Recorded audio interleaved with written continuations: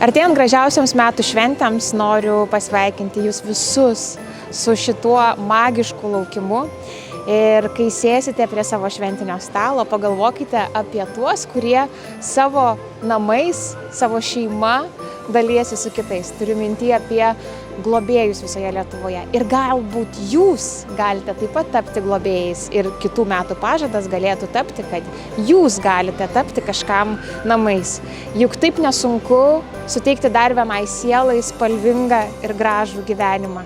Ir aš visada naudojuosi vienu posakiu, kad vaikus mes auginame ne savo, auginame pasaulį. Tad to ir palinkėčiau visiems mums. Tad gražiausių švenčių ir jeigu jūs galvojate tapti globėjais, o globotojų ir globėjų Lietuvoje vis dar laukia 1000 vaikų, daugiau informacijos rasite globoscentrai.lt.